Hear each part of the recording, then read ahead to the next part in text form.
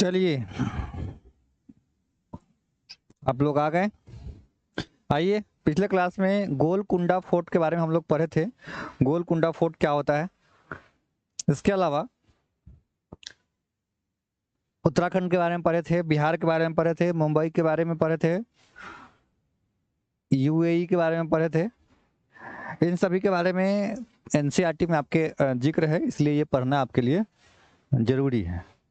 तो चलिए फिर से आज शुरू करते हैं। देखिए, गोलकुंडा फोर्ट ऐसा ही होता है। ये आपके जो है हैदराबाद में है। ये फोर्ट है, किला है।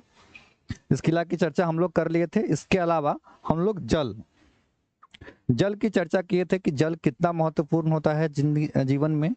जल का कितना भाग जो है पृथ्वी के सतह पर है, कितना भाग पृथ्वी के नीचे है, कितना समुद्र में है और कितना पीने योग्य है। यानी पीने योग्य जल तो बहुत कम है। जल प्रलय का कारण भी हो सकता है। जो हमारे ग्लेशियर के रूप में बर्फ जो जमे हुए हैं, ये बर्फ अगर पिघल जाती है तो समझिए कि जिंदगी में तूफान आ जाएगी, सभी देश डूब जाएंगे। ये गल इसलिए रहे हैं क्योंकि ग्लोबल वार्मिंग हो रही है, अर्थात पूरी दुनिया गर्म हो रही है। नहीं, इसके लिए कुछ गैस जिम्मेदार है, जिस गैस के वजह से पूरी दुनिया में गर्मी बढ़ रही है, ताप बढ़ रही है। इसके नियंत्रण के लिए सभी देशों का प्रयास है कि अधिक से अधिक पेड़ लगाए इत्यादि। नहीं, तो यहाँ तक तो हम लोग पिछले ही क्लास में पढ़ लिए थे। अब हमको क्या पढ़ना है, आगे देखते हैं। कुआं या बावड़ी यानी जल से ही संबंधित चीज है जो आपको पढ़ना है। कुआं क्या होता है या बावड़ी क्या होता है। अपने यहाँ लोग कुआं जानते हैं, लेकिन बहुत जगह इसको बावड़ी नाम से जाना जाता है। जितने भी लोग ऑनलाइन आ गए हैं, काजल कुमारी जी, नीतू कुमारी, सोनाली कुमारी, सभी को गुड इवनिंग और आज ज्वाइन हो जाइए। चलिए, कुआं क्या होता है ये जान जाइए। कुआं या बावड़ी, ठीक है। कुआं तो आपके आसपास में होंगे, आप लोग देखे होइएगा। लेकिन बावड़ी जो होता है, देखिए आपके सामने जो फिगर देख रहे हैं, ये बावड़ी का फिगर है। ये सीढ़ीदार कुआं इसको बोलते हैं हम लोग, या इसको सीढ़ीदार कुआं भी इसको हम लोग बोल सकते हैं। बहुत सारे जगह चर्चा किया होता है सीढ़ीदार कुआं या बावड़ी, ठीक है। सीढ़ीदार कुआं या बावड़ी जल भंडारण तथा संरक्षण की पारंपरिक व्यवस्था के साथ जल स्रोत के लिए भी उपयोगी है। ये पारंपरिक है, यानी बहुत दिनों से पुराना ये मेथड है। और ये पारंपरिक जहाँ भी लगा रहेगा, समझिए कि ये मेथड क्या है, पुराना है। और ये क्या है, ये उपयोगी भी है, जल स्रोत के लिए ये उपयोगी भी है। चलिए, कुएं में जो जल आजकल सूख रहे हैं, इसके भी बहुत सारे कारण हैं। क्या क्या कारण है ये जानिए। तो कुएं में जल सूखने का कारण क्या क्या है ये जान लीजिए। सबसे पहला कि भूगत जल, जो भूमि के अंदर जल है, उसकी कमी हो रही है। नहीं, यानी कुएं सूखने का प्रमुख कारण क्या है, यानी पानी। और दूसरा कारण ये है कि हम लोग अब बहुत जगह ऐसा है जहाँ पर पंप सेट जो होता है नीचे, जो हम बोरिंग होता है वो नीचा नहीं हल पाता है, तो लोग क्या करते हैं कि अपना पाइप को कुआं में डाल लेते हैं और सीधे वहां से पानी निकालते हैं। तो कुएं के माध्यम से हम लोग जो पानी निकालने का काम करते हैं, इससे भी कुआं सूख रहे हैं। तो सबसे पहला कारण है कि मोटर से निकाला जा रहा है पानी, इस वजह से भी पानी कम हो रहा है। झील कम हो रही है, जहाँ पानी वर्षा इकट्ठा नहीं होता है। देखिए, जहाँ पे झील ज्यादा होगा तो निश्चित रूप से आसपास में क्या होगा, पानी इकट्ठा रहेगा। पानी का जो ऊपरी धरती पर पानी ज्यादा रहेगा तो कुआं का जो लेयर है बना रहेगा। लेकिन कहीं भी पानी नहीं रहेगा, सारा झील तालाब खत्म हो जाएगा, तो कुआं का पानी क्या होगा, जल्दी सूख जाएगा। तो आजकल आप लोग सुनते होइएगा कि लेयर पहले से घट गया है, कम हो गया है। कम होने का क्या कारण है, कम होने का सबसे बड़ा कारण यही है क्योंकि लोग अब तालाब इस सबको लोग बंद कर रहे हैं, भर देते हैं अपना स्वार्थ के लिए। तो ये सब कारण है जिससे पानी जो होता है कुआं का खत्म होते जा रहा है। तो पहला तो लोग मोटर लगा लेते हैं, बहुत जगह देखे हैं कि मोटर से कुआं में मोटर लगा दिया गया, पानी निकल रहा है उससे, तो कुआं में मोटर लगा देते हैं। दूसरा कारण है कि तालाब और झील की संख्या कम हो रही है, इसके वजह से भी पानी कम हो रहे हैं। अगला है पेड़ और पार्क, चारों ओर की मिट्टी को सीमेंट से ढका जा रहा है, जिससे जल वर्षा का पानी जो होता है वहां नहीं पहुंच पाता है। पेड़ हो गया, क्या हो गया, पेड़ और जितने भी पार्क है हर जगह क्या होता है कि ढक दिया जाता है, कि भाई आप सीमेंट लगा दिया जाता है या बाउंड्री घेर दिया जाता है, ताकि पानी जो होता है ना पेड़ के पास पहुंचता ही नहीं है। पेड़ के पास पानी पहुंचेगा तो पेड़ जो होता है ना पानी को ऑब्जर्व करके रखता है, जिसके वजह से धरती का नमी ज़्यादा दिन तक बना रहता है। और धरती पर नमी बना रहेगा तो आपके कुआं में भी पानी रहेगा। तो आप लोग देखते होइएगा कि जब बरसात का मौसम होता है उस समय कुआं भरा होता है, जल्दी कम सूखता है, बहुत बहुत दिन तक ऊपर ही उसका लेयर आता है। जब बहुत गर्मी आ जाती है तो कुआं बहुत अंदर पानी चला जाता है। कारण क्या है? क्योंकि बारिश हो रही है तो आसपास में पानी है, तो आसपास का पानी की वजह से उसका लेयर ऊपर आया रहता है। तो आजकल जो जितने भी पेड़ है या बड़ा बड़ा पार्क वगैरह है, सब में सीमेंट का चीज़ लगा दिया जाता है, या उसमें दीवार घेरने के वजह से या किसी कारण से उसमें हम लोग सीमेंट वगैरह का इस्तेमाल कर देते हैं, ताकि पानी वहाँ पहुँच नहीं पाता ज़्यादा और वहाँ ऑब्जर्व नहीं हो पाता है। हम लोग को जब चबूतरा भी होता है उसमें भी लोग ईंट लगा के सीमेंटेड कर देता है, ताकि पानी आया और बाहर चला जाता है, यानी पेड़ पर नहीं पड़ पाता है, पेड़ उसको ऑब्जर्व नहीं कर पाता है। अब पेड़ के जड़ में चला जाएगा तो पेड़ ज़्यादा दिन तक उसको ऑब्जर्व करके रखेगा, तो पानी का जो नमी है ज़्यादा बनी रहेगी। ये कारण भी है। ये कारण से क्या हो रहा है कि कुआं में पानी खत्म हो रहा है। बावड़ी का मतलब यही है, इसको बावड़ी बोला जाता है। ये बावड़ी है जो सीढ़ीदार कुआं होता था। लोग पहले इसमें पानी संचित होता था, संचित होने के बाद लोग इसमें से उतर उतर के पानी पीते थे। कहीं कहीं आप लोग फिल्म वगैरह में देखे होइएगा, पुराने जमाने के फिल्म सा में इसको बावड़ी बोला जाता है। ठीक है, ये चारों साइड से बहुत दूर में होता है और सारा पानी बारिश होने पर ये इसमें जमा होता है और लोग यहाँ आकर पानी लेते हैं। ठंडा भी रहता है और अच्छा भी रहता है। लेकिन खैर अभी सबका जमाना खत्म हो रहा है, लेकिन जरूरी था, आज भी जरूरी है। आगे बढ़ते हैं। अगला है घरसीसर। देखिए नाम शायद पहली बार सुन रहे होइएगा, लेकिन ये फोटो आप कितना बार देख चुके होइएगा, फिल्म तक खास करके देख ली होइएगा। नहीं, बहुत सारे फिल्म में इसका सीन आप लोग देखे होइएगा। ये राजस्थान साइड का सीन है। तो इसको बोलते हैं घरसीसर। देखिए घरसीसर का मतलब, यहाँ सर का मतलब है, सर का मतलब होता है तालाब। सर का मतलब होता है तालाब, यानी घर भी हो हाँ और सर भी हो, मतलब इस हिसाब से ये घरसीसर देख रहे हैं कि 1 2 3 ऐसा ऐसा 9 गो था। तो चलिए इसके बारे में पढ़ते हैं क्या क्या है। इसे जैसलमेर के राजा घरसी ने लोगों के साथ मिलकर बनवाया था। इसके दोनों तरफ पक्के घाट राजे हुए करते थे, बरामदे हुए करते थे, कमरे, बड़े हॉल इत्यादि। ये बहुत दूर तक फैला हुआ था और इसमें बारिश का पानी इकट्ठा होता था। इस तरह यह तालाब बनाया गया था, यानी इसमें बहुत दूर में बनाया गया था और इसमें बहुत सारा चीज़ था। चारों तरफ से पक्का दिया गया था।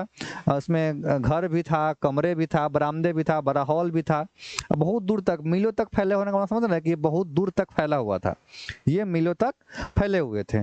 जितने भी लोग आ गए हैं, सत्यम जी, गौरव जी, छोटी कुमारी, फातिमा जी, निभा कुमारी, रूपम कुमारी, सभी को गुड इवनिंग। सभी आदमी आ जाइए और थोड़ा सा देख लेते हैं इसको।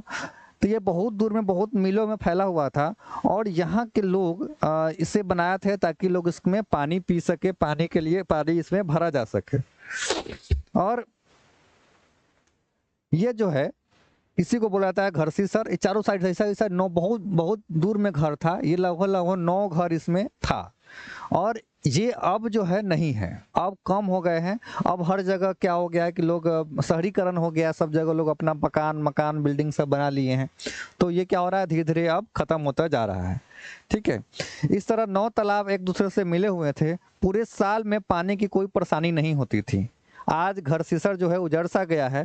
तालाब के रास्ते में मकान, कॉलोनियाँ सब बन गई है। यहाँ इकट्ठा होने वाली पानी जो है तालाब में न जाकर बेकार हो जाती है। पहले ऐसा सेटिंग था कि जितने भी पानी इकट्ठा होता था वो इसमें इकट्ठा हो जाता था, जम जाता था, रुकता था, तो सालों भर इसमें पानी का दिक्कत नहीं होता था। लेकिन अब हर जगह जो है लोग बसना शुरू कर दिए, तो इसका पानी अब एकत्रित नहीं होता है। हालांकि ये चीज़ अभी भी है, लेकिन अब पानी एकत्रित नहीं होता है और वो पीने योग्य नहीं रहता है। इसी वजह से पीने योग्य भी नहीं है। तो इसी को बोलते हैं घरसीसर। आप लोग नाम पहली बार शायद सुने हैं, नहीं फिल्म में तो 100% देखे हुई जगह आप लोग, सभी लोग देखे हुए जगह, हाँ ये तो देखे हुए हैं, लेकिन नाम नहीं जानते थे। जिसको क्या कहा जाता है, घरसीसर कहा जाता है। अब जानिए क्या मृत सागर क्या होता है। मृत सागर का भी नाम आप लोग सुने होइएगा। देखिए मृत सागर एक ऐसा सागर है, ऐसा एक पानी है जिसमें क्या है कि नमक ज्यादा है। हालांकि जितने भी समंदर होते हैं सभी में नमक होते हैं, लेकिन इसमें नमक की अत्यधिकता होने के कारण इस पे आप जाइएगा पानी में तो आप तैर सकते हैं, आप डूबिएगा ही नहीं। यानी आप देखिए, जैसे मैं यहाँ देखिए एक लड़की जो है पेपर पढ़ रही है पानी में तैर के, मतलब क्या है, इसमें कुछ चीज डूबता नहीं है। तो चलिए इसके बारे में जान जाते हैं। वैसे तो सभी सागरों के पानी में नमक होता है, लेकिन मृत सागर दुनिया की सबसे नमकीन सागर है, यानी सबसे ज्यादा पानी इसी में पाया जाता है। हाँ, इतना नमकीन है कि लगभग 1 लीटर पानी में 300 ग्राम नमक होता है। अगर 1 लीटर पानी लिया जाए तो उसमें नमक कितना होगा, 300 ग्राम। मृत सागर में हम ऐसे तैर सकते हैं जैसे आप आराम से लेटे हो, एकदम आराम से ऐसे तैर सकते हैं, आप इसमें डूबिएगा नहीं। ये मृत सागर है। आप भी अगर घर में 1 लीटर पानी में आप नमक मिलाते हैं, बहुत सारा नमक का मात्रा कर देते हैं, तो उसमें कोई चीज रखिएगा तो जल्दी डूबेगा नहीं, तैरेगा। ये आप लोग अपना एक्सपेरिमेंट कर भी सकते हैं। तो जान गए मृत सागर। चलिए आगे बढ़ते हैं। ऊर्जा। ऊर्जा का तो हम सब आदमी जानते हैं कि ऊर्जा क्या होता है। ऊर्जा क्या है?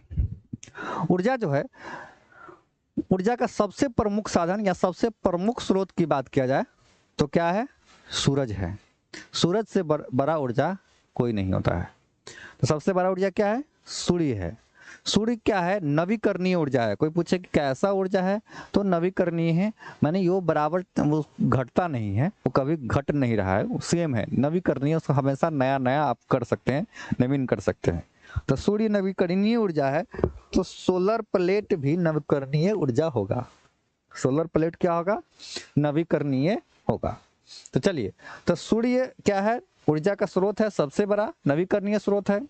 और सूर्य की रोशनी से ही पेड़ पौधा अपना भोजन बनाता है।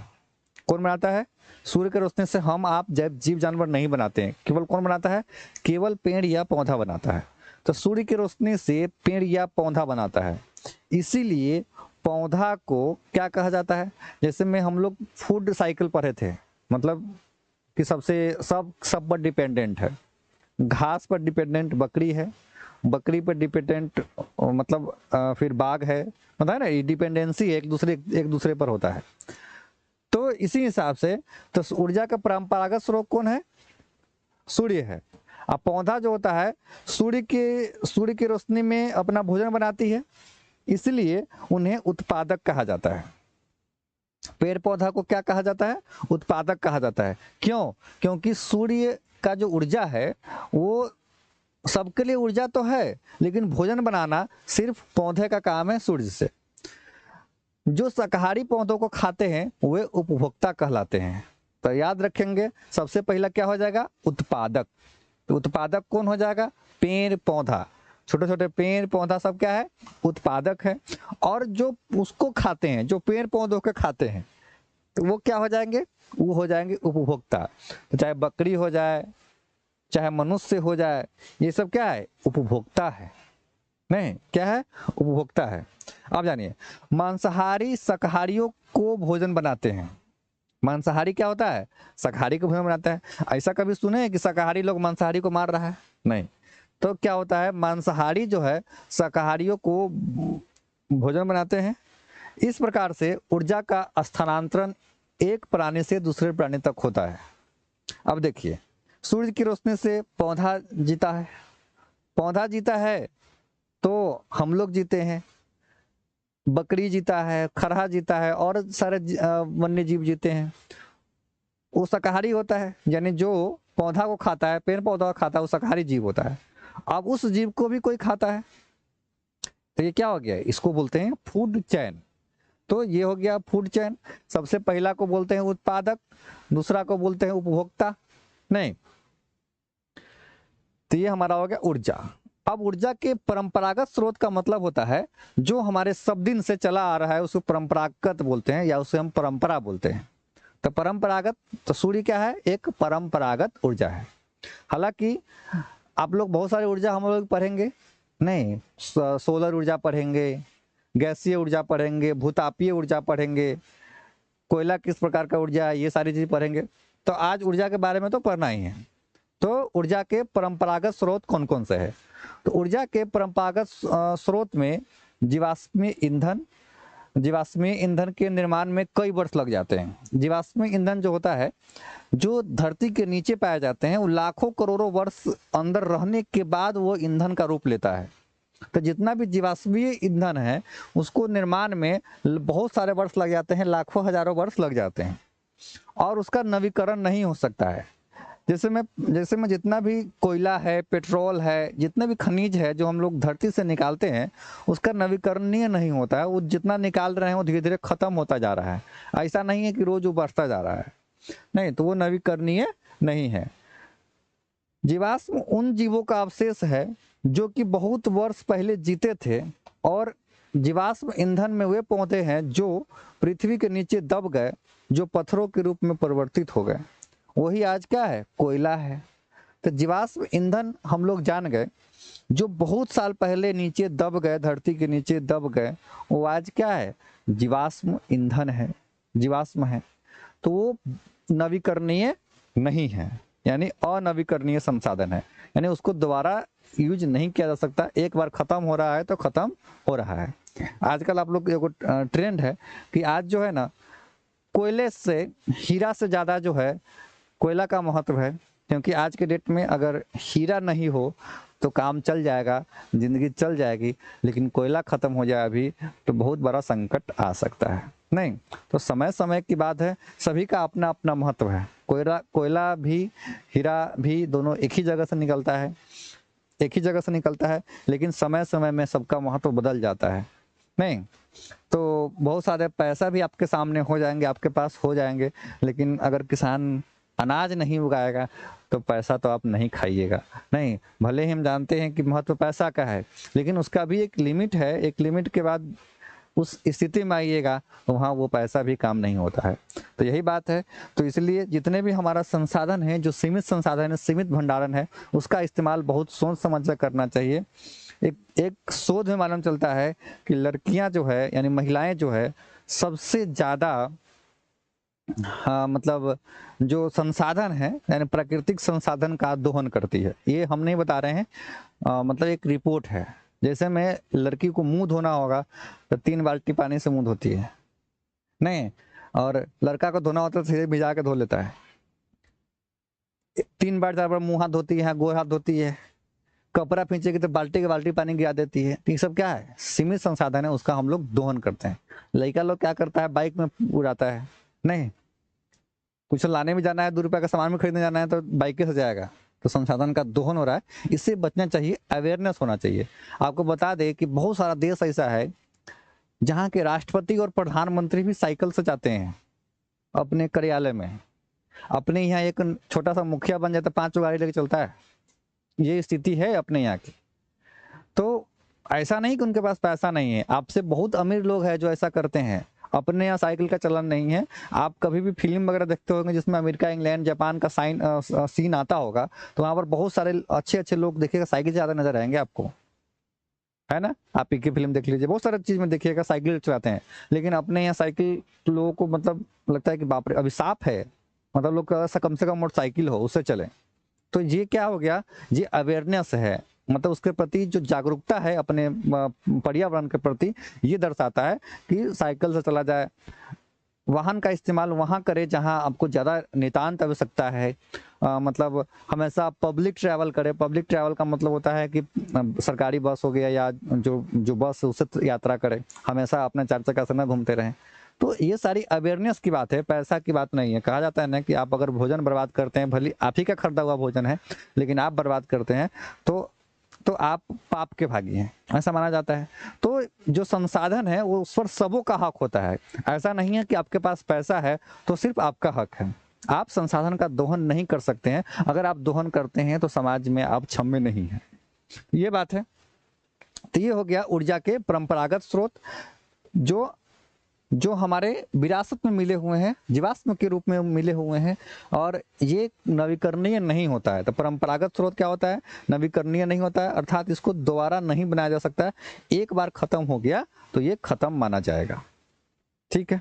अब बात करते हैं जीवाश्म ईंधन। जीवाश्म ईंधन क्या होता है? जैसे में कोयला आपके सामने क्या है? कोयला। तो कोयला क्या है? कोयला एक जीवाश्म ईंधन है। ये ये ठोस पदार्थ है। हमारे देश में कोयले की खान कहाँ है? बिहार के रानीगंज, झारिया और धनबाद में। धनबाद कहाँ है जी? अभी आपके पड़ोसी राज्य बन गए हैं। बताइए कौन सा राज्य में है धनबाद? बिहार में। कहाँ पाए जाते हैं? रानीगंज में। रानीगंज में कोयला के खदान है और धनबाद में है जो झारखंड में।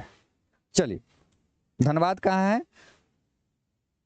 झारखंड में। कंचन कुमारी अगर साफ नहीं दिखाई दे रहा है तो आप सेटिंग में जाइए और सेटिंग में जाने के बाद वहां से हायर क्वालिटी कर लीजिए, आपका साफ दिखने लगेगा। नहीं, कैसे दिखना है आपको एक बार बता देते हैं। जैसे में आपका क्लास चल रहा होगा तो आप यूट्यूब पर जाते हैं। यूट्यूब पर जाने के बाद आपको जब आपका क्लास चल रहा है वहां पर देखिए ऊपर एक सेटिंग का ऑप्शन है। बहुत सारे लोगों को दिक्कत आज भी होता रहता है, पता नहीं क्यों, जबकि यहाँ से एकदम क्लियर है, साफ का दिक्कत नहीं है।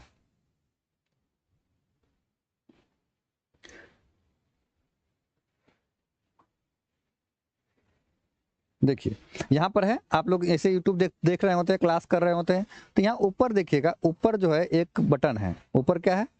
ऊपर एक यहाँ बटन है, सेटिंग का ऑप्शन है, और उसके बाद यहाँ पर सबसे ऊपर फर्स्ट में क्वालिटी लिखा हुआ है। ये क्वालिटी को हाई कर दीजिए। हाई कर दीजिएगा तो क्या हो जाएगा? एकदम ये क्लियर दिखने लगेगा। आप लोग भी हाई कर लीजिए, ऐसे क्लियर दिखने लगेगा, एकदम क्लियर। देखिए जब यहाँ क्लियर चला तो आपके यहाँ भी क्लियर चल ही रहा होगा, कोई डाउट नहीं। ठीक है, तो ये किसी किसी के आदमी का समस्या है, सबका समस्या नहीं है। यहाँ से होगा तो हम बता देंगे कि यहाँ से दिक्कत है।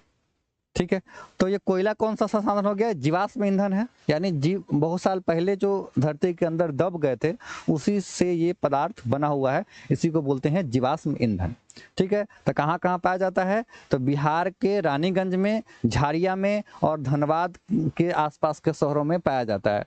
तो ये झारखंड के आसपास, धनबाद झारखंड में पड़ता है। तो ये हो गया हमारे जीवाश्म, जिसमें जीवाश्म ईंधन की बात हो रहा है, इसमें कोयला की बात हो रही है। कोयला के बाद तेल की बात करें। तेल, जब अब अंदर से हम लोग तेल भी लेते हैं, नहीं तो तेल जो होता है ये एक द्रव्य धातु है। तेल क्या होता है? द्रव्य होता है, ठोस होता है, द्रव्य, गैस। 3 प्रकार का स्टेट होता है। जितना भी पदार्थ होते हैं वो 3 स्टेट में होते हैं, या तो ठोस, द्रव्य या गैस। तो ये क्या है? तेल जो है ये द्रव्य धातु है। भारत में तेल पश्चिमी तट पर तथा राजस्थान, गुजरात, असम के डिगबोई क्षेत्र में पाया जाता है। ये देख लीजिए, ये इंपॉर्टेंट लाइन आपके लिए हो सकता है। पश्चिमी तट पर तथा राजस्थान, गुजरात, असम और डिगबोई, हाँ, में ये तेल क्षेत्र पाया जाता है। तो ये तेल क्षेत्र उसी में पाया जाता है। समझिए, ठीक है। प्राकृतिक गैस, ये हमारा हो गया तेल, ऊपर था कोयला, अब हमारा है प्राकृतिक गैस। प्राकृतिक गैस भी कई प्रकार के होते हैं, ये हम जानेंगे। तो सबसे पहला है प्राकृतिक गैस। ये विभिन्न गैसों का मिश्रण है। प्राकृतिक गैस किसे कहेंगे? जो विभिन्न गैसों का मिश्रण होता है। जैसे में खाना पकाने में हम लोग प्रयोग करते हैं एलपीजी गैस का, नहीं, एलपीजी गैस, इसी को हम लोग बोलते हैं द्रवित पेट्रोलियम गैस, यानी द्रवित पेट्रोलियम गैस जो हम खाना बनाने का काम आते हैं। ये बहुत सारे गैसों का मिश्रण होता है। अब एलपीजी गैस में जो गंध होता है वो गंध उस गैस का नहीं होता है, दरअसल उसको बाद में मिलाया जाता है ताकि लोगों को मालूम चले कि अभी गैस कहीं से लीकेज हो रहा है, नहीं तो आग लग जाएगा, मालूम नहीं चलेगा कि कहीं गैस लीकेज हो रहा है। तो गैस जो होता है, एलपीजी होता है, उसमें दरअसल कोई गंध नहीं होता है। आपको जब गैस का गंध मिल रहा है, समझिए कि उस गैस के में गंध मिलाया गया है, मतलब उसकी आवश्यकता नहीं है। आवश्यकता इसलिए पड़े, सेफ्टी पर्पस के हिसाब से उसकी आवश्यकता पड़ती है। चलिए, उसके बाद है कंप्रेस नेचुरल गैस। देखिए कंप्रेस नेचुरल गैस छोटे शहर में तो नहीं है, जितने भी बड़े शहर है सभी शहर में सीएनजी गैस, जिसको आप लोग कहते होइएगा, उसी को बोलते हैं कंप्रेस नेचुरल गैस, इसी को बोलते हैं सीएनजी। तो सीएनजी से बड़े बड़े बस, ऑटो, गाड़ियां चलती है गैस पर, उसको हम लोग बोलते हैं सीएनजी। तो अगर आप दिल्ली, पटना में जाते हैं तो सीएनजी गैस पर गाड़ी चलने वाली मिल जाएगी। सीएनजी का मतलब पंप भी होता है जहाँ पर गैस भर के गाड़ी चलता है। वो जनरली छोटे शहर में या तो डीजल या पेट्रोल से चलता है, लेकिन बड़े शहरों में सीएनजी की सुविधा है। सीएनजी डीजल और पेट्रोल से सस्ता आता है, सस्ता पड़ता है। तो सीएनजी को हम लोग बोलते हैं कंप्रेस नेचुरल गैस, यानी संपीड़ित प्राकृतिक गैस बोलते हैं इसको। नहीं, इसको बस, स्कूटर, ऑटो रिक्शा इस सब में यानी चलाया जाता है, यातायात में इसका उपयोग किया जाता है, इसी को बोलते हैं सीएनजी। तो बड़े बड़े शहर में सीएनजी गैस का प्रचलन है। छोटे शहर में सीएनजी का उपाय नहीं है, क्योंकि उसके लिए अलग पेट्रोल पंप, जब पेट्रोल पंप बोलते हैं मतलब सीएनजी पंप होने की जरूरत होती है, नहीं तो डलाएगा लोग कहाँ से। उसमें एक सिलेंडर होता है गाड़ी के पीछे, और सिलेंडर में डाल दिया जाता है गैस और शुरू कर दिया जाता है, चालू होता है। वो सस्ता पड़ता है डीजल और पेट्रोल से। अब है ऊर्जा के गैर परंपरागत। हमने पढ़ा परंपरागत, अब हम पढ़ते हैं गैर परंपरागत स्रोत। ये जनरल साइंस है, बेसिक आप सभी लोग जानते भी होंगे, हाँ, लेकिन फिर भी एक बार जो सिलेबस में है उसको एक बार हम लोग रीड आउट कर लेते हैं। नवीनीकृत का मतलब होता है जिसको बनाया जा सकता है। सबसे पहला है सौर ऊर्जा। सौर ऊर्जा क्या है? ऊर्जा से हमको यानी सूरज से हमको ऊर्जा मिलती है, सूर्य की रोशनी से हमें ऊर्जा मिलती है, उसी को बोलते हैं सौर ऊर्जा। सौर ऊर्जा क्या है? नवीनीकृत है, यानी उसे दोबारा बनाया जा सकता है। आज सुबह हुआ फिर सूरज है, कल भी उतना ही सूरज, परसों भी उतना ही सूरज, यानी ये खत्म नहीं होता है। तो सोलर ऊर्जा सबसे अच्छा विकल्प है।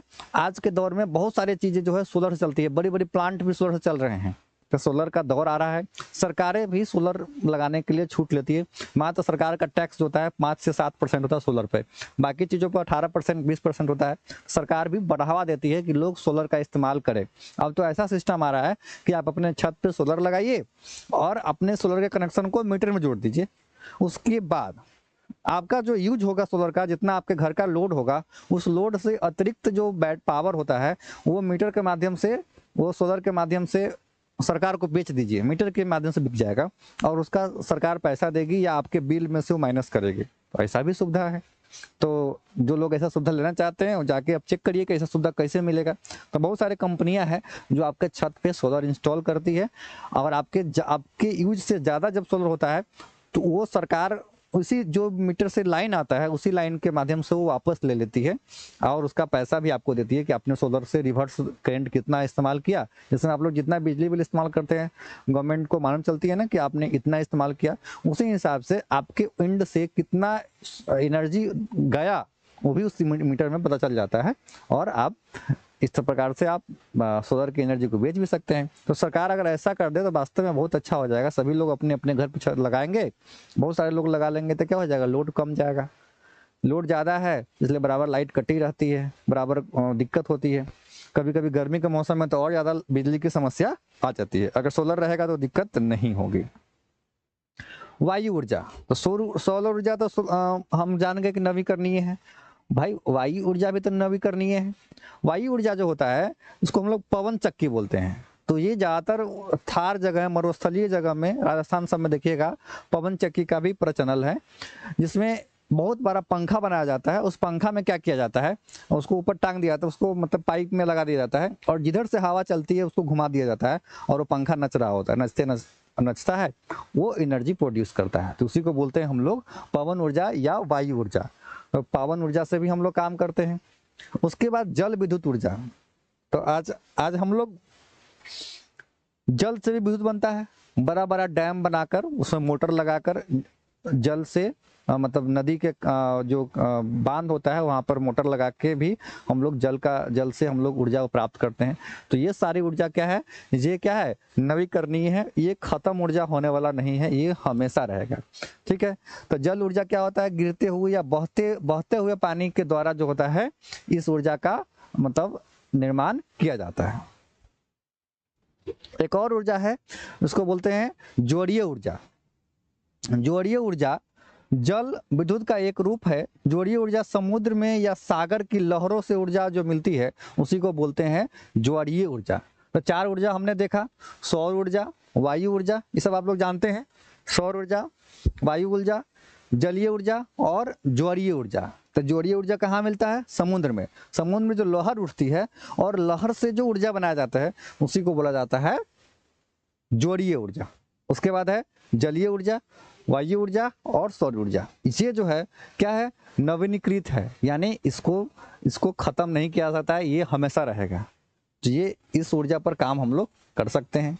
अगला है भूतापीय ऊर्जा। क्या होता है, देखिए भूतापीय ऊर्जा नाम से ही लग रहा है कि भूमि वाला ऊर्जा होगा, नहीं। तो ये भूतापीय ऊर्जा का मतलब हो गया यह वह ऊर्जा होता है जो पृथ्वी के अंदर रहता है, यानी संग्रहित रहता है।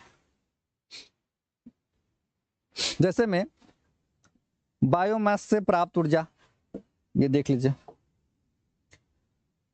बायोमास वह पादप सामग्री है जिसका प्रकाश संश्लेषण परिणाम स्वरूप प्रकाश संश्लेषण के परिणाम स्वरूप इसका निर्माण हुआ है। बायोमास ऊर्जा स्रोत कहते हैं। इन्हें सीधे जलाकर इस्तेमाल किया जाता है या इनके विभिन्न प्रकार के जैव ईंधन में परिवर्तित करने के बाद इसका इस्तेमाल किया जाता है। जैसे गन्ने की खाई से हम लोग क्या करते हैं, मतलब उसका जलावन बनाते हैं। अब या धान होता है या गेहूं होता है, पुआल होता है, उससे भी हम लोग जलावन में इस्तेमाल करते हैं। तो ये ऊर्जा जो है ये धरती पर ही है, हम लोग उगाते हैं, बाद में उसका इस्तेमाल करते हैं और उससे जो हम ऊर्जा लेते हैं उसी को हम लोग बोलते हैं भूतापीय ऊर्जा। यानी भूमि से हम लोग मिलता है हमको। जैसे मैं गन्ना के उदाहरण आप ले सकते हैं, तो जहाँ भी गन्ना पेराता है, जहाँ पर गुड़ बनता है, वहाँ पर गन्ना पिराने के बाद उसमें से एक सिट्ठी निकलता है नहीं, और उसको हम फिर जलावन के रूप में प्रयोग करते हैं, तो वो भी तो एक प्रकार का ऊर्जा हुआ ना, उसी को हम लोग बोलते हैं भूतापीय ऊर्जा। चलिए अगला है पेट्रोलियम। पेट्रोलियम से लग रहा होगा पेट्रोल की बात हो रहा है। चलिए, पेट्रोलियम प्राकृतिक रूप से बनता है पर इसके बनने की गति बहुत धीमी होती है। इसके बनने में लाखों करोड़ों साल लग जाते हैं। जमीन से निकलने वाले कच्चा तेल गहरे रंग का गाढ़ा तरल पदार्थ होता है जिसमें गंध होती है। इसे रिफाइन किया जाता है। रिफाइन होने के बाद इससे मिट्टी तेल, डीजल, पेट्रोल, वायुयान में प्रयोग होने वाले ऑयल, एलपीजी, मोम, कोतलार, ग्रीस, ये सब बनाया जाता है। देखिए, ये जो पेट्रोलियम होता है ये भी भूमि के अंदर से बनता है और ये भी जो होता है बहुत दिन अंदर रहने के बाद, गर्म होने के बाद ये बनता है। ये पेट्रोलियम जब बनता है तो वो अशुद्ध होता है। डायरेक्ट पेट्रोल हम लोग गाड़ी में डलाते हैं, वो पेट्रोल डायरेक्ट नहीं निकलता है वहाँ से, वो अशुद्ध रूप में निकलता है। अशुद्ध रूप में निकलने के बाद उसका प्यूरिफिकेशन होता है। अब प्यूरिफिकेशन में भी क्वालिटी होता है। तो आप लोग हम लोग जो देखते हैं वायुयान जो चलता है, हेलीकॉप्टर चलता है, वो चलता है पेट्रोल से, लेकिन इस पेट्रोल से नहीं चलता है जो पेट्रोल हम लोग गाड़ी में डलवाते हैं, उसका इससे भी हाई क्वालिटी का तेल होता है। अच्छा, पेट्रोल में देखिएगा दो प्रकार का पेट्रोल होता है, प्रीमियम, एक्स्ट्रा प्रीमियम, ऐसा करके पेट्रोल भी होता है। उसके बाद मिट्टी तेल, तो सबसे खराब वाला होता है उसको मिट्टी तेल बनाया जाता है। उससे थोड़ा अच्छा होता है उसके पेट्रोल, उससे भी अच्छा हो तो हेलीकॉप्टर के लिए पेट्रोल बनाया जाता है। तो ये पेट्रोल या जितने भी ईंधन है जो हम लोग धरती के नीचे से प्राप्त करते हैं उसी को हम लोग बोलते हैं पेट्रोलियम। नहीं, ये भी बहुत दिनों में बनता है। ये नवीकरणीय संसाधन नहीं है, ये एक बार खत्म हो जाएगा तो खत्म हो जाएगा, दोबारा फिर नहीं आएगा। ठीक है, किन्हीं को कोई डाउट है तो एक बार बता दीजिए। जिनको धुंधला दिखाई दे रहा था सही हो गया ना? सर साफ नहीं दिखाई दे रहा, सबको यही दिक्कत है। क्या सबको साफ दिखाई दे रहा है कि नहीं दिखाई दे रहा है? कमेंट कर दीजिए एक बार। यहाँ से तो गड़बड़ नहीं है। क्या सभी को साफ दिखाई दे रहा है तो बता दीजिए। तो हम लोग पेट्रोलियम पर है। पेट्रोलियम, उसके बाद है गैस। गैस क्या है? द्रव्य से गैस परिवर्तित होता है। पानी हमारा क्या है? द्रव्य है। जब उसको हम गर्म करते हैं तो ये बन जाता है गैस। चलिए, साफ दिखाई दे रहा है, ठीक है। तो द्रव्य जो होता है, द्रव्य से क्या होता है? गैस बनता है। तो द्रव्य से गैस में परिवर्तन होने की प्रक्रिया को क्या कहते हैं? वाष्पीकरण बोलते हैं। तो हमारा जो जितने भी पदार्थ है तीन रूप में है, या तो सॉलिड है, या लिक्विड है, या गैसियस मोड में है। यानी या तो ठोस है, द्रव्य है, या गैस है। जो हमारा पदार्थ होता है सामान्यतः तीन रूप में होते हैं। तो द्रव्य से गैस में परिवर्तन होने की प्रक्रिया को हम लोग क्या बोलते हैं? वाष्पीकरण। द्रव्य से गैस में परिवर्तन होने की प्रक्रिया को क्या बोलते हैं? वाष्पीकरण। वाष्पीकरण की प्रक्रिया उस समय सबसे धीमी होती है जिस समय क्षेत्र जो होगा ना, सतह क्षेत्र और तापमान दोनों में कमी होगी। कम कब होगा? जैसे मान लीजिए 1 लीटर पानी है और 1 लीटर का पानी को इतना बड़ा गिलास में रख दिया जाए, ये क्या हो गया? इतना बड़ा गिलास हो गया। फिर 1 लीटर पानी को इतना बड़ा बर्तन में रख दिया गया।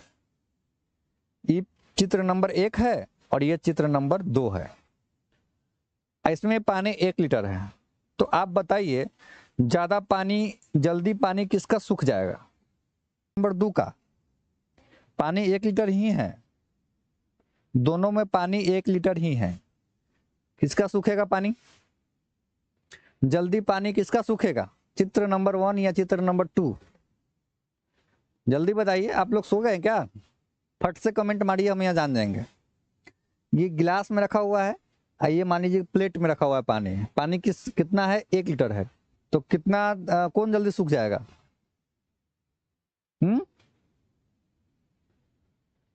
चलिए, तो निश्चित रूप से गिलास का पानी जो होता है लेट से सूखेगा, और ये पानी जो होगा देर से सूखेगा। क्यों? क्योंकि ये पानी का सतह ज्यादा हो गया, यहाँ टेम्परेचर बढ़ रहा है, तो जब ये क्षेत्रफल ज्यादा होगा, सतह ज्यादा होगा, तो ये पानी में गर्मी जो है ना ज्यादा लगेगी इसमें, और ये ज्यादा सूखेगा। एग्जाम्पल में आप लोग जब खाना खाते हैं, गर्म रहता है, तो आप कटोरी में लिए रहते हैं, तो क्या करते हैं, ज़्यादा गर्म होने की वजह से आप इसको क्या करते हैं कि बड़का थाली में रख लेते हैं। क्यों? क्योंकि ये जल्दी ठंडा हो जाए। क्योंकि जो वायु के संपर्क में जितना ज़्यादा आएगा, जितना ज़्यादा वायु के संपर्क में आएगा, उतना ज़्यादा ये ठंडा होता चला जाएगा। नहीं, उतना ज़्यादा ये ठंडा होता चला जाएगा। तो ये हो गया। तो यही बात तो हम लोग पढ़ रहे थे कि वाष्पीकरण की प्रक्रिया उस समय धीमी होती है जब सतह का क्षेत्र और तापमान दोनों में कमी आएगी। तापमान भी कम होना चाहिए, तापमान भी असर करता है, और सतह का क्षेत्र भी करता है। अब जब सतह का क्षेत्र बड़ा होगा और तापमान कम या अधिक होगा, तो वाष्पीकरण ज्यादा या कम होगा निश्चित रूप से। तो जितना लंबा चौड़ा होगा उस हिसाब से वाष्पीकरण होता है। तो ये तो आप लोग जानते हैं, ये बेसिक साइंस था। हम लोग धीरे धीरे सब कुछ पढ़ लेंगे, साइंस आर्ट सब इसी में पढ़ना है, इसलिए इसका नाम है इन्वायरमेंटल साइंस। हम लोग जो पढ़ रहे हैं इन्वायरमेंटल साइंस में साइंस है, ये सभी चीज में फिजिक्स, केमिस्ट्री, मैथ, बायोलॉजी सब है, मिक्सिंग है। यानी ये छोटे बच्चों को पढ़ाने के लिए आपको इतना नॉलेज होना चाहिए, इसलिए ये चीज दिया गया हुआ है। ठीक है, चलिए अब हम बात करते हैं वायुमंडल में पाई जाने वाली गैस। अब जो हम वायुमंडल क्या है, हमारे आसपास का जो क्षेत्र है, हमारे आसपास में जो भी गैस है या जितने भी चीजें हैं, वो सब क्या है? ये सब हमारा वायुमंडल है। नहीं, तो हम लोग जो रह रहे हैं वायुमंडल में रह रहे हैं। इसमें कौन कौन सी गैस है ये जानना जरूरी है, और सबसे ज्यादा कौन सा गैस है ये जानना जरूरी है। तो वायुमंडल में सबसे ज्यादा जो है किसकी मात्रा है, आप लोग बताइए? नाइट्रोजन। चलिए, गुड। चलिए, तो नाइट्रोजन तथा ऑक्सीजन ऐसे दो गैस है जिनसे वायुमंडल का बड़ा भाग बना है। ठीक है, नाइट्रोजन तथा ऑक्सीजन दो ऐसे गैस है जिनसे वायुमंडल का बड़ा भाग बना है। नाइट्रोजन वायु में सबसे अधिक पाई जाती है। सबसे अधिक पाया जाने वाली गैस कौन हो जाएगा? नाइट्रोजन। यानी सबसे अधिक क्या पाया जाएगा? सबसे अधिक कौन सा गैस? नाइट्रोजन। ठीक है, कितना परसेंट है? 78%। यानी नाइट्रोजन कितना परसेंट है धरती पर? 78%। यानी 100 में 78 भाग किसका है? नाइट्रोजन का ही है। ऑक्सीजन कितना है? 21%। यानी हमारे वायुमंडल में ऑक्सीजन की संख्या कितनी है? 21%। और ऑर्गन की मात्रा लगभग 0.93%। ये ऑर्गन। कार्बन डाइऑक्साइड की मात्रा जो होता है 0.03%। इन सभी गैसों के अलावा धूल, मिट्टी, छोटे छोटे कण भी हवा में मौजूद होता है। नहीं, निश्चित रूप से ये तो हो गया nitrogen, oxygen, organ, carbon dioxide, और इसके अलावा भी हमारे वायुमंडल में धूल कण मौजूद होते हैं। तो ये हो गया वायुमंडल में पाई जाने वाली गैस की बात। चलिए, तो ये सब हो गया वायुमंडल में पाई जाने वाली गैस। सबसे ज्यादा पूछा जाता है, और कभी कभी ये भी पूछा जाता है कि भाई कितना प्रतिशत है, तो 78%। ऑक्सीजन याद रखेंगे 21%। ठीक है, और कार्बन डाइऑक्साइड 0.03%। नहीं, ऑर्गन की मात्रा 0.093%। ठीक है, ये भी खत्म हो गया। ग्रीन हाउस इफेक्ट या ग्रीन हाउस गैस क्या होता है ये जानिए। ग्रीन हाउस इफेक्ट या green house green house gas क्या किसे कहते हैं, ये आपको जानना है। देखिए, ग्रीन हाउस गैस भी बहुत सारे गैसों का मिश्रण है। ग्रीन हाउस गैस जो होता है बहुत सारी गैसों का मिश्रण है जो वायुमंडल में गर्मी को रोकने में सक्षम होता है। इसी की वजह से पृथ्वी की सतह गर्म रहती है और पृथ्वी के वातावरण में होने वाले बदलाव और इसके सतह तापमान में होने वाले बदलाव में इन गैसों का मुख्य कारण है। ग्रीन हाउस प्रभाव का मूल कारण ग्रीन हाउस गैस होता है। ग्रीन हाउस गैस जो होता है ना, उसी की वजह से ग्रीन हाउस जो हम लोग हो रहा है, बढ़ रहा है, इसी के इस गैस के कारण हो रहा है। जब वातावरण में इन गैसों में बढ़ोतरी होती है तो इसका प्रभाव भी बढ़ जाता है। यह ग्लोबल वार्मिंग का मुख्य कारण है। ग्लोबल वार्मिंग का मतलब होता है पूरी दुनिया में जो गर्मी बढ़ रहा है उसी को बोला जाता है ग्लोबल वार्मिंग। तो ये ग्लोबल वार्मिंग का मुख्य कारण है ग्रीन हाउस। ठीक। और मौसम भी बदल रहा है ना, ये ग्रीन हाउस के कारण ही बदल रहा है। ग्रीन हाउस गैस जितनी अधिक होगी पृथ्वी की सतह पर तापमान भी अधिक होगा। यानी ग्रीन हाउस का जो गैस है जितना अधिकता होगी पृथ्वी पर गर्मी भी ज्यादा बढ़ेगा। ठीक है, इसी वजह से इन सभी गैस को मिलाकर ग्रीन हाउस के नाम से जाना जाता है, इसीलिए इसको कहा जाता है ग्रीन हाउस। वातावरण में प्राकृतिक रूप से पाया जाने वाली ग्रीन हाउस गैस कौन कौन है जान जाइए। सबसे पहला है CO2 जिसको बोलते हैं कार्बन डाइऑक्साइड। ये सबसे प्रमुख है ग्रीन हाउस में, यानी कार्बन डाइऑक्साइड का बहुत बड़ा योगदान है कि मतलब ग्रीन हाउस हो, वातावरण गर्म हो रहा है, इसमें सबसे बड़ा जिम्मेवार ये है CO2। उसके बाद है CH4 मीथेन। उसके बाद है जल वाष्प, जो गर्म होता है पानी गर्म होकर जो वाष्प बनता है उसी को बोलते हैं जल वाष्प। उसके बाद है NO2 N2O नाइट्रोजन ऑक्साइड। उसके बाद फ्लोरोक्रीन गैस। ये सारे गैस जो है ग्रीन हाउस में जिम्मेवार है, यानी ग्रीन हाउस होने के लिए ये सारे गैस जिम्मेवार है। इन सभी गैस से मिलकर ही ग्रीन हाउस बनता है। ग्रीन हाउस इफेक्ट आप लोग भी पढ़े होइएगा। तो ये तो हो गया गैस के बारे में। कुछ गैस ऐसा भी है जो मानव बनाए हैं, मानव द्वारा बनाया गया है, लेकिन ये भी ग्रीन हाउस के लिए मतलब दोषी है। तो सबसे पहले chlorofluorocarbon, hydrofluorocarbon, perfluorocarbon, sulphur hexachloride. ये तीनों का गैस है जो मानव द्वारा बनाया गया है। इसमें बहुत सारे गैस पर CFCs पर जो है ना बैन भी कर दिया गया है, अब इसको कोई प्रोड्यूस नहीं कर सकता है। ये ग्रीन हाउस के लिए सबसे ज़्यादा प्रमुख है जो मानव द्वारा गैस बनाया गया है और इस गैस से ग्रीन हाउस प्रभाव बढ़ता है। इसको अभी बैन कर दिया गया है, इसको अब प्रोड्यूस या प्रोडक्शन कोई कंपनी नहीं कर सकती है। चलिए, अब है ग्रीन हाउस में वृद्धि के क्या क्या कारण हो सकते हैं। ग्रीन हाउस के वृद्धि में क्या क्या कारण है, किन कारणों की वजह से ग्लोबल वार्मिंग बढ़ रहा है, ताप बढ़ रहा है, गर्मी बढ़ रही है। पहले गर्मी इतनी नहीं होती थी, जिस समय में सब कुछ था ठीक ठाक था, ऐसे 10 साल 20 साल पहले तो गर्मी उतना नहीं था। अब गर्मी बढ़ रही है, दिल्ली वगैरह शहर सब में तो और ज़्यादा गर्मी होती है, 40 डिग्री 45 डिग्री तक तापमान चला जाता है। नहीं, तो ये सब ग्रीन हाउस की वजह से ही हो रहा है।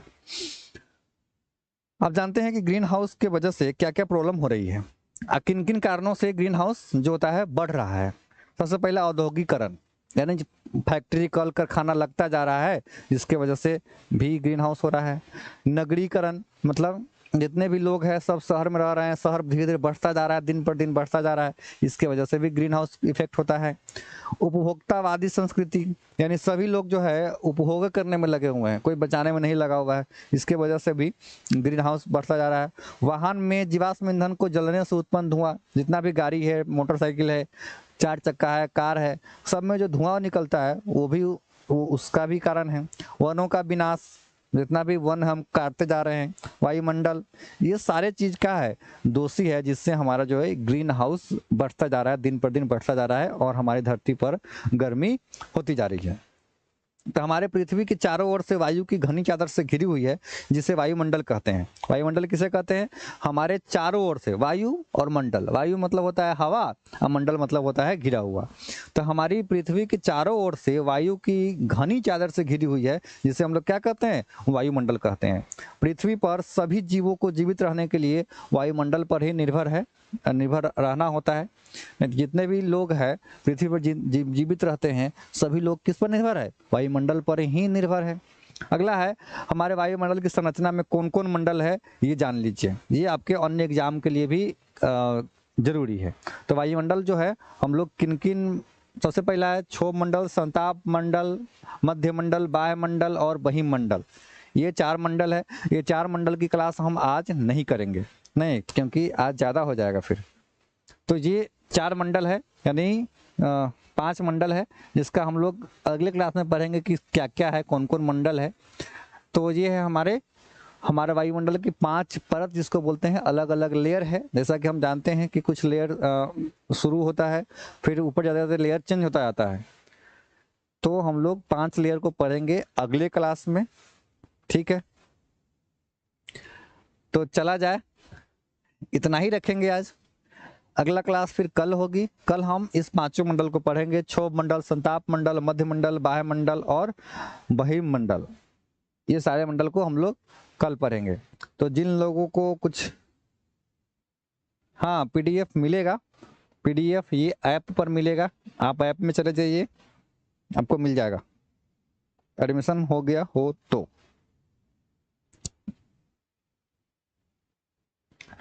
हाँ मिल जाएगा। हाँ, किसी भी आदमी को कोई दिक्कत हो तो बताइए, कमेंट करिए फटाक से। किन्हीं को कोई दिक्कत हो तो बताइए, जिस पर हम थोड़ा सा और समझाने की आवश्यकता है, नहीं तो आज का क्लास खत्म करेंगे।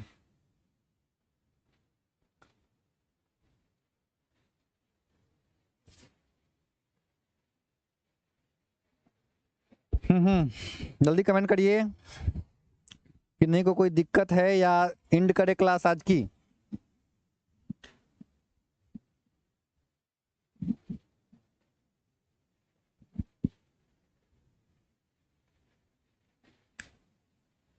कम से कम कुछ हो तो बोलिए, एंड कर दें आज की, या कोई दिक्कत है जिसको समझाने की आवश्यकता है। जितना चीज हम पढ़े हैं उसको समझाने की आवश्यकता है तो बोलिए। जितना भी चीज हमने पढ़ा है सबको एक बार और समझाने की आवश्यकता है या हो गया, जल्दी बताइए। ऊर्जा क्या होता है, गैस क्या होता है, जीवाश्म ईंधन क्या होता है, ऊर्जा का परंपरागत स्रोत क्या होता है, ऊर्जा क्या होता है, मृत सागर क्या होता है, घर शीर्षक क्या होता है, कुआं या बावली क्या होता है, ये सब हमने पढ़ा। जल्दी बताइए। चलिए, आप लोग नहीं बताएंगे, ठीक है। तो अगला क्लास फिर कल होगा, मिलते हैं। लेयर पढ़ेंगे, कितने कितने परत हमारे वातावरण में, कौन कौन परत है, ये सारी परतों के बारे में हम लोग कल पढ़ लेंगे। इसके बाद ही थोड़ा सा और इंटरेस्टिंग शुरू होगा। ये तो हमारा था साइंस में, तो हम लोग ज्योग्राफी बोल सकते हैं, ये सारा पढ़ना है। उसके बाद सूर्य ग्रहण, चंद्र ग्रहण भी पढ़ना है, ग्रह उपग्रह भी पढ़ना है, नहीं? तो ये सब तो हम पढ़ेंगे, ग्लोब भी पढ़ेंगे, तो आगे पढ़ेंगे। आज इतना ही रहने देते हैं, आज इतना ही रहने दिया जाए, ओके, ठीक है। जिसका क्लास छूटा है वो अभी क्लास ये यूट्यूब पर ही रहेगा, आप लोग वहां से देख सकते हैं। जिनका भी क्लास छूटा है यूट्यूब पर रहेगा, आप क्लास देख सकते हैं, ठीक। चलिए, सभी को गुड नाइट।